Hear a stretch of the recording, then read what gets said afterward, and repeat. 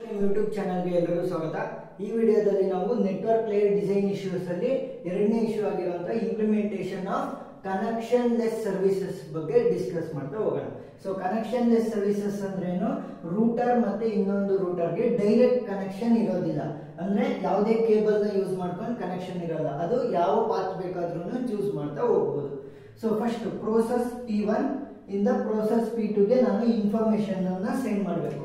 So ಇದನ್ನ ಏನಂತ ಕರಿಬಹುದು ನಾವು, ಹೋಸ್ಟ್ 1, ಇದು ಹೋಸ್ಟ್ 2, ಅಥವಾ ಇದನ್ನ ನಾವು ಸೆಂಡರ್ ಅಂತ ಕರಿಬಹುದು, ಇದನ್ನ ರಿಸೀವರ್ ಅಂತ ಕರಿಬಹುದು. ಸೊ ಸೆಂಡರ್ ಇಂದ ಯಾವುದೋ ಒಂದು ಇನ್ಫಾರ್ಮೇಶನ್ ಅನ್ನ ಕಳಿಸ್ತಾ ಇದೀವಿ. ಎಕ್ಸಾಂಪಲ್, ನೀವು ವಾಟ್ಸ್ಆಪ್ ಮೆಸೇಜ್ ಏನಾದ್ರೂ ಕಳಿಸ್ತಿದ್ದೀರಾ ಅಂತ ಅನ್ಕೊಳ್ಳಿ. ವಾಟ್ಸ್ಆಪ್ ಅಥವಾ ಜಿಮೇಲ್ ಇರ್ಬೋದು, ಏನಾದ್ರು ಜಿಮೇಲ್ ನ ನೀವು ಕಳಿಸ್ತಿದ್ದೀರಾ ಅಂತ ಅನ್ಕೊಳ್ಳಿ. ಸೊ ಆ ಜಿಮೇಲ್ ರಿಸೀವರ್ಗೆ ರಿಸೀವ್ ಆಗ್ಬೇಕು, ಅಂದ್ರೆ ಪ್ರೋಸೆಸ್ 2 ಹತ್ರ ಬರಬೇಕು. ಜಿಮೇಲ್ ಪ್ರೋಸೆಸ್ 2 ಹತ್ರ ವಿತಿನ್ ಫ್ರಾಕ್ಷನ್ ಆಫ್ ಸೆಕೆಂಡ್ಸ್ ಅಲ್ಲಿ ಬರುತ್ತೆ. ಅದರ ಮಧ್ಯೆ ನಡೆಯುವಂತಹ ಕನೆಕ್ಷನ್ ಲೆಸ್ ಸರ್ವಿಸ್ ಬಗ್ಗೆ ಈಗ ಡಿಸ್ಕಸ್ ಮಾಡೋಣ. ಫಸ್ಟ್ ಏನಾಗುತ್ತೆ ಅಂತಂದ್ರೆ, ಪ್ರೋಸೆಸ್ P1 ಇಂದ ಅದರ ಹತ್ತಿರ ಇರುವಂತಹ ರೂಟರ್ಗೆ ಇನ್ಫಾರ್ಮೇಶನ್ ಟ್ರಾನ್ಸ್ಫರ್ ಆಗುತ್ತೆ ಟು ನಿಯರೆಸ್ಟ್ ರೂಟರ್,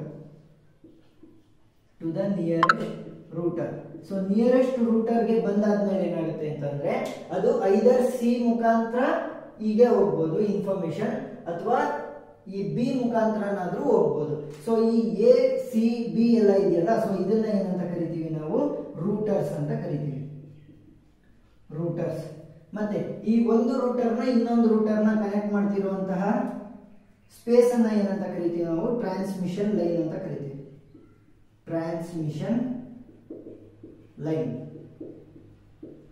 ನೆಕ್ಸ್ಟ್ ಇಲ್ಲೇನಾಗ್ತಾ ಇದೆ, ಇದು ಸಪರೇಟ್, ಅಂದ್ರೆ ಈ ಒಂದು ಎನ್ವಿರಾನ್ಮೆಂಟ್ ಗಿನ್ನ ಹೊರಗಡೆ ಇರುವಂತದ್ದು. ಸೊ ಈ ಒಂದು ಎನ್ವಿರಾನ್ಮೆಂಟ್ ಒಳಗಡೆ ಇರುವಂತದ್ದು ಎಲ್ಲದನ್ನು ಸೇರಿ ನಾವೇನಂತ ಕರಿತೀವಿ, ಸಬ್ನೆಟ್ ಅಂತ ಕರಿತೀವಿ, ಸಬ್ನೆಟ್ ಆರ್ ISP. ISP ಅಂತ ಅಂದ್ರೇನು, ಇಂಟರ್ನೆಟ್ ಸರ್ವಿಸ್ ಪ್ರೊವೈಡರ್ ಅಂತ ಅರ್ಥ. ಸೊ ಜಿಮೇಲ್ ನ ಕಳಿಸೋದಕ್ಕೆ ಇಂಟರ್ನೆಟ್ ಬೇಕಲ್ವಾ, ಅದಕ್ಕೋಸ್ಕರ ಆ ಇಂಟರ್ನೆಟ್ ಸರ್ವಿಸ್ ನ ಪ್ರೊವೈಡ್ ಮಾಡುವಂತವ್ರನ್ನ ನಾವೇನಂತ ಕರಿತೀವಿ, ಸಬ್ನೆಟ್ ಅಥವಾ ISP ಅಂತ ಕರಿತೀವಿ.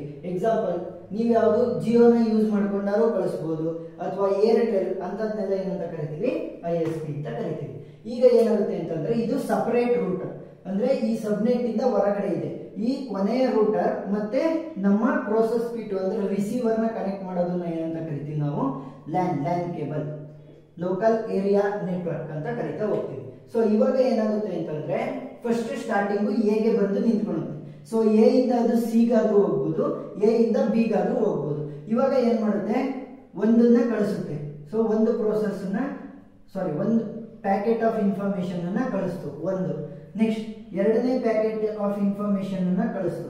ನೆಕ್ಸ್ಟ್ ಮೂರನೇ ಪ್ಯಾಕೆಟ್ ಆಫ್ ಇನ್ಫಾರ್ಮೇಶನ್ ಅನ್ನು ಕೂಡ ಕಳಿಸ್ತು.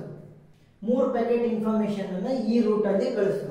ಆದ್ರೆ ಇವಾಗ ಏನಾಯ್ತು ಅಂತಂದ್ರೆ, ಒಂದೇ ರೂಟ್ ಅಲ್ಲಿ ನಾನು ಕಳಿಸ್ತಾ ಇರೋದ್ರಿಂದ ಪ್ರತಿಯೊಂದು ಪ್ಯಾಕೆಟ್ಸ್ ನ ಮುಖಾಂತರ ಇನ್ಫಾರ್ಮೇಶನ್ ಇರುತ್ತಲ್ವಾ, ಸೊ ಎಲ್ಲದನ್ನು ಒಂದೇ ರೂಟ್ ಅಲ್ಲಿ ಕಳಿಸ್ತಿರೋದ್ರಿಂದ ಟ್ರಾಫಿಕ್ ಆಗ್ತಾ ಇದೆ, ಅಂದ್ರೆ ಕಂಜೆಷನ್ ಆಗ್ತಾ ಇದೆ.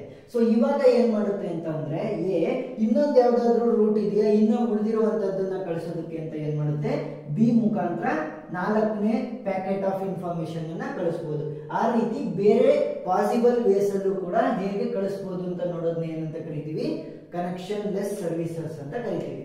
ಇವಾಗ ಏನ್ ಮಾಡಬೇಕು, ಎಗೆ 2 ರೂಟಿಂಗ್ ಟೇಬಲ್ ನ ಬರಬೇಕು. ಯಾಕೆ, ಎ ಸಿ ಮುಖಾಂತರ ಒಂದ್ಸಲಿ ಇನ್ಫಾರ್ಮೇಶನ್ ಕಳಿಸ್ತಾ ಇದೆ, ಅಂದ್ರೆ ಪ್ಯಾಕೆಟ್ಸ್ ಆಫ್ ಬಿಟ್ಸ್ ಅನ್ನ, ಮತ್ತೆ ಎ ಬಿ ಮುಖಾಂತರನು ಕೂಡ ಸ್ವಲ್ಪ ಇನ್ಫಾರ್ಮೇಶನ್ ಗಳನ್ನ ಟ್ರಾನ್ಸ್ಫರ್ ಮಾಡಿ ಫೈನಲ್ ಎಲ್ಲಿ ಬರುತ್ತೆ, ಫೈನಲ್ ಎಫ್ ಗೆ ಬರುತ್ತೆ. ಸೊ ಎಲ್ಲ ಇನ್ಫಾರ್ಮೇಶನ್ ಕೂಡಿ ಆದ್ಮೇಲೆ ಎಫ್ ಇಂದ ನಮ್ಮ ರಿಸೀವರ್ ಅಥವಾ ಪ್ರೋಸೆಸ್ P2 ಗೆ ಇನ್ಫಾರ್ಮೇಶನ್ ಸೆಂಡ್ ಆಗ್ತಾ ಹೋಗುತ್ತೆ.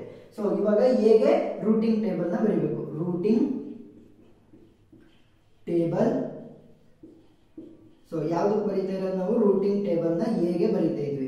ರೂಟಿಂಗ್ ಟೇಬಲ್ ಯಾವ್ದಕ್ಕೆ ಬರೀತಾ ಇರೋದು, ಎಗೆ ಬರೀತಾ ಇರೋದು. ಸೊ ರೂಟಿಂಗ್ ಟೇಬಲ್ ಹೇಗೆ ಬರೀತಿದ್ರೆ, A B C D E ಮತ್ತೆ ಎಫ್, ಯಾಕಂದ್ರೆ ನಮ್ಗೆ ಇರುವಂತಹ ಎಲ್ಲಾ ರೂಟರ್ಗಳನ್ನು ಬರೀತಾ ಹೋಗ್ಬೇಕು. ಸೊ ಎ ಇಂದ ಎಗೆ ಅಂತಂದ್ರೆ, ಎ ಇಂದ ಎಗೆ ಇನ್ಫಾರ್ಮೇಶನ್ ಕಳಿಸ್ಬೇಕು ಅಂದ್ರೆ ನನಗೆ ಎಷ್ಟು ಬೇಕು, ಯಾವ್ದ್ರ ಮುಖಾಂತರ ನಾನು ಹೋಗುವಂತ ಅವಶ್ಯಕತೆ ಇಲ್ಲ. ಸೊ ಅಲ್ಲೇ ನಿಂತಿದ್ದೀನಿ. ನೆಕ್ಸ್ಟ್ ಎ ಇಂದ ಬಿ ಗೆ ಕಳ್ಸಾದ್ಮೇಲೆ ನಾನು ಬಿ ಗೆ ಹೋಗಿ ಸ್ಟಾಪ್ ಮಾಡಬೇಕು. ಎ ಇಂದ ಬಿ ಗೆ ಕಳ್ಸಾದ್ಮೇಲೆ ನಾನು ಡೆಸ್ಟಿನೇಷನ್ ಅಂತ ಕರಿತೀವಿ, ಇದನ್ನೇನಂತ ಕರಿತೀವಿ, ಡೆಸ್ಟಿನೇಷನ್. ಬಿ ಗೆ ಕಳ್ಸಾದ್ಮೇಲೆ ಬಿ ಗೆ ಹೋಗಿ ನಿಂತ್ಕೊಂಡು, ನೆಕ್ಸ್ಟ್ ಎ ಇಂದ ಸಿ ಗೆ ಅಂತಂದ್ರೆ ಸಿ ಸಿ ಮುಖಾಂತರನೇ ಕಳಿಸ್ಬೇಕು.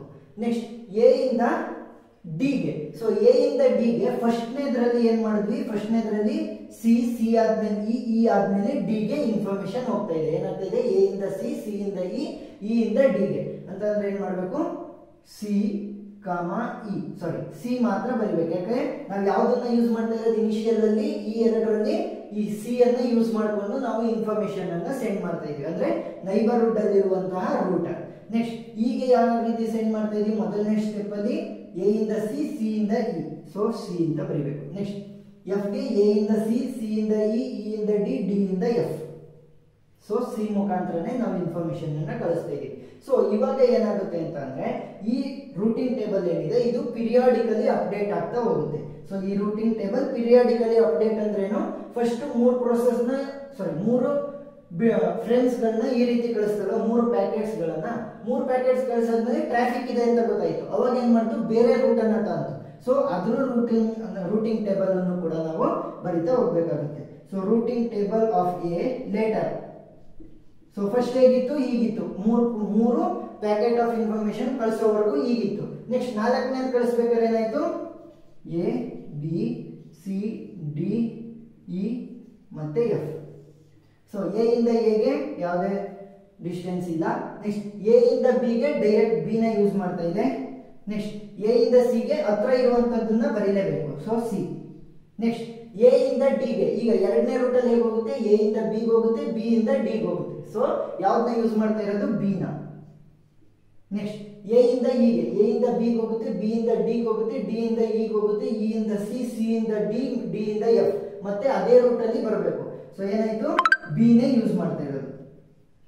ನೆಕ್ಸ್ಟ್ ಎಫ್ ಗೆ ಎ ಇಂದ ಬಿ ಇಂದ ಡಿ ಇಂದ ಎಫ್, ಯಾವ್ದನ್ನ ಯೂಸ್ ಮಾಡ್ತಾ ಇರೋದು, ನೈಬರ್ಹುಡ್ ಅಲ್ಲಿ ಇರುವಂತಹ ರೂಟರ್ ಬಿ, ಸೊ ಬಿ ನ ಯೂಸ್ ಮಾಡ್ತಾ ಇದೆ. ಇವಾಗ ಏನಾಯ್ತು, ಮೊದಲಿಗೆ ಹೀಗಿತ್ತು ಒಂದು ಡೈರೆಕ್ಷನ್ ಅಲ್ಲಿ ಕಳಿಸ್ಬೇಕಾರೆ, ನೆಕ್ಸ್ಟ್ ಎರಡನೇ ಡೈರೆಕ್ಷನ್ ಅಲ್ಲಿ ಕಳಿಸ್ಬೇಕಾದ್ರೆ ಹೀಗಾಯ್ತು. ಸೊ ಇವಾಗ ಇನ್ನೊಂದು ರೂಟರ್ಗೂ ಕೂಡ ನಾವು ಬರಿತಾ ಹೋಗೋಣ ರೂಟಿಂಗ್ ಟೇಬಲ್. ಯಾವುದು, ಸಿ ಗೆ ರೂಟಿಂಗ್ ಟೇಬಲ್ ನ ಬರೆಯೋಣ. ಈಗ ರೂಟಿಂಗ್ ಟೇಬಲ್ ಫಾರ್ ಸಿ ನ ಬರೀನ. ಸೊ ಸಿ ರೂಟಿಂಗ್ ಟೇಬಲ್ ಏನಾಗುತ್ತೆ, ಸಿ ಲೇಟರ್. ಸೊ ಫಸ್ಟ್ ಯಾವ ಪಾತ್ ನ ಚೂಸ್ ಮಾಡ್ತೀವಿ, ನೆಕ್ಸ್ಟ್ ಯಾವ ಪಾತ್ ನ ಚೂಸ್ ಮಾಡ್ತೀವಿ. First A B C D E F ಎಲ್ಲ ರೂಟರ್ಗಳನ್ನು ಬರ್ಕೊಂಡ್ವಿ. ಸೊ ಸಿ ಇಂದ ನಾನು ಏನ್ ಮಾಡಬೇಕು, ಸಿ ಇಂದ ಎಗೆ ಹೋಗ್ಬೇಕು. ಸಿ ಇಂದ ಎಗೆ ಹೋಗ್ಬೇಕು ಅಂದ್ರೆ ಯಾವ್ದನ್ನ ಯೂಸ್ ಮಾಡ್ಬೋದು, ಎ ನ ಯೂಸ್ ಮಾಡ್ಬೋದು. ನೆಕ್ಸ್ಟ್ ಸಿ ಇಂದ ಬಿಗೆ ಹೋಗ್ಬೇಕು. ಸೊ ಸಿ ಇಂದ ಬಿಗೆ ಹೋಗ್ತೀನಿ, ಸಿ ಇಂದ ಎ ಇಂದ ಬಿ.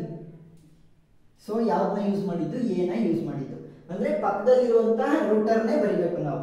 ನೆಕ್ಸ್ಟ್ ಸಿ ಇಂದ ನಾನು ಸಿಗೆ ಹೋಗ್ಬೇಕು. ಸೊ ಸಿ ಇಂದ ಸಿಗೆ ಅಂದ್ರೆ ಯಾವುದೊಂದು ಯೂಸ್ ಮಾಡುವಂತ ಅವಶ್ಯಕತೆ ಇಲ್ಲ. ನೆಕ್ಸ್ಟ್ ಸಿ ಇಂದ ಡಿಗೆ ಹೋಗ್ಬೇಕು. ಸೊ ಸಿ ಇಂದ ಡಿಗೆ ನನಗೆ ಎಷ್ಟು ಪಾತ್ ಇದೆ, ಒಂದು ಪಾತ್, ಎರಡು ಪಾತ್ ಇದೆ. ಸೊ ನಾನೇನ್ ಮಾಡ್ತೀನಿ, ಈ ಪಾತ್ ನ ಚೂಸ್ ಮಾಡ್ತೀನಿ, ಸಿ ಇಂದ ಇ ನ ಯೂಸ್ ಮಾಡ್ಕೊಂಡು ಹೋಗುವಂತ ಪಾತ್. ಸೊ ಸಿ ಇಂದ ಇಗೆ ಹೋಗ್ತೀನಿ, ಇ ಇಂದ ಡಿ. ಸೊ ಯಾವ್ದನ್ನ ಯೂಸ್ ಮಾಡಿದ್ದು, ಇ. ನೆಕ್ಸ್ಟ್ ಸಿ ಇಂದ ಇಗೆ, ಸೊ ಡೈರೆಕ್ಟ್ ಇ ನ ಯೂಸ್ ಮಾಡ್ತಾ ಇದೀವಿ. ನೆಕ್ಸ್ಟ್ ಸಿ ಇಂದ ಎಫ್ ಗೆ, ಸಿ ಇಂದ ಇ ಇಂದ ಡಿ ಇಂದ ಎಫ್. ಸೊ ಯಾವ್ದನ್ನ ಯೂಸ್ ಮಾಡಿದ್ದು, ಇ ನ. ಇವಾಗ ಏನಾಯ್ತು, ಒಂದು ಪಾತ್ ನ ನಾವು ಟ್ರಾವರ್ಸ್ ಮಾಡಿದ್ವಿ. ಸೊ ಇನ್ನೊಂದು ಪಾಸಿಬಲ್ ಪಾತ್ ಯಾವುದು, ಇದು. ಸೊ ಇವಾಗ ಏನ್ ಮಾಡ್ಬೇಕು, ಮತ್ತೆ ಲೇಟರ್ ಸಿ ನ ರೂಟಿಂಗ್ ಟೇಬಲ್ ನ ಬರೀಬೇಕು. ಸೊ ಸಿ ರೂಟಿಂಗ್ ಟೇಬಲ್ ಏನ್ ಬರೆಯೋದು, A B C D E F.